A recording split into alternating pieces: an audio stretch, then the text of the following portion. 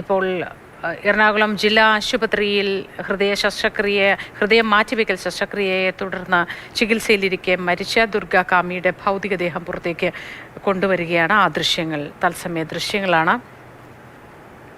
നേപ്പാൾ സ്വദേശിയാണ് ദുർഗാകാമി. സഹോദരനും എത്തിയിരുന്നു സ്ഥലത്ത്. വലിയ പ്രതീക്ഷയോടെയാണ് കേരളം കാത്തിരുന്നത്. അത്ര ശ്രദ്ധയോടെയാണ് അവയവ മാറ്റം നടത്തിയത്. ഹൃദയ മാറ്റിവെക്കൽ ശസ്ത്രക്രിയ നടത്തിയതും അത് എത്രത്തോളം ശ്രമകരമായിരുന്നു എന്നതും നമ്മൾ വാർത്തകളിലൂടെ പങ്കുവച്ചതാണ്.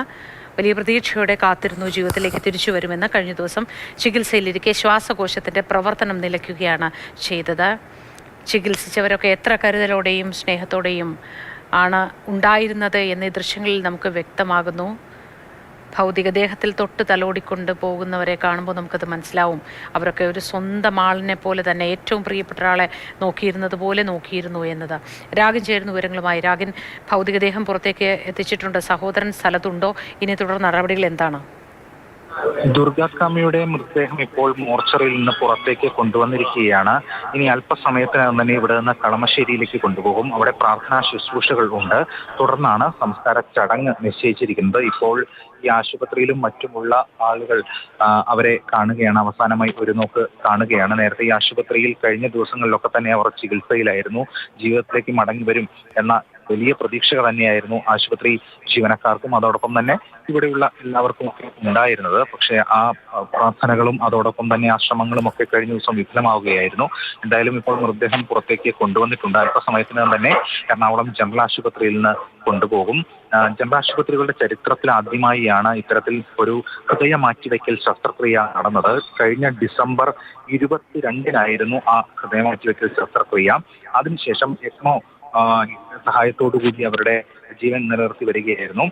അതിനുള്ള കാരണം എന്ന് പറയുന്നത് ശ്വാസകോശ സംബന്ധമായിട്ടുള്ള ചെറിയ ഇഷ്യൂസ് ഉണ്ടായിരുന്നു. മാറ്റിവെക്കൽ ശസ്ത്രക്രിയ അത് വിജയകരമായി തന്നെ മുന്നോട്ട് നീക്കാൻ കഴിഞ്ഞു എന്നാണ് ഡോക്ടർമാർ പറയുന്നത്. പക്ഷെ അതിനുശേഷം ശ്വാസകോശ സംബന്ധമായിട്ടുള്ള ചില പ്രശ്നങ്ങൾ അലട്ടിയിരുന്നു. അതുകൊണ്ടാണ് ഈ സപ്പോർട്ട് അവർക്ക് നൽകിയിരുന്നത്. എന്നാൽ ആ രീതിയിൽ കാര്യങ്ങൾ മുന്നോട്ട് നീക്കവേ കഴിഞ്ഞ ദിവസം ഈ എക്മോ സപ്പോർട്ട് മാറ്റുകയും ചെയ്തിരുന്നു. അതിനുശേഷം ഇവർ എഴുന്നേറ്റിരിക്കുകയും ദുർഗാകാമി പുസ്തകം വായിക്കുകയും ഭക്ഷണം കഴിക്കുകയും ഒക്കെ ചെയ്തിരുന്നതാണ്. എന്നാൽ അതിനുശേഷമാണ് പിന്നെ വീണ്ടും ഈ ശ്വാസകോശ പ്രശ്നം രൂക്ഷമാവുകയും അതോടൊപ്പം അത് ഹൃദയം നിലയ്ക്കുന്ന അവസ്ഥയിലേക്കൊക്കെ കാര്യങ്ങൾ ചെന്നെത്തിയത്. എന്തായാലും ദുഃഖകരമായിട്ടുള്ളൊരു കാര്യങ്ങൾ തന്നെയാണ് ഉണ്ടായത്. ഇപ്പോൾ അവരുടെ മൃതദേഹം ഇവിടെ നിന്ന് എറണാകുളം ജനറൽ ആശുപത്രിയിൽ നിന്ന് കൊണ്ടുപോകുന്ന കാഴ്ചയാണ് നമുക്ക് കാണാൻ സാധിക്കുന്നത്. ഇവിടെ നിന്ന് നേരെ കൊണ്ടുപോകുന്നത് കളമശ്ശേരിയിലേക്കാണ്. അവിടെ പ്രാർത്ഥനാ ശുശ്രൂഷകൾ നിശ്ചയിച്ചിട്ടുണ്ട്.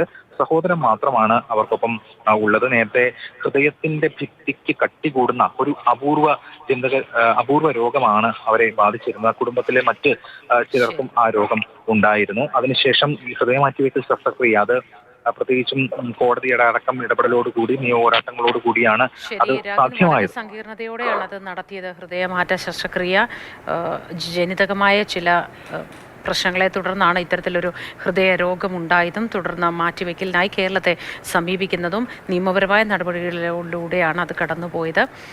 ഏറെ ശ്രമകരമായി തന്നെ അവയവം മാറ്റിവെക്കുകയും ചെയ്തു.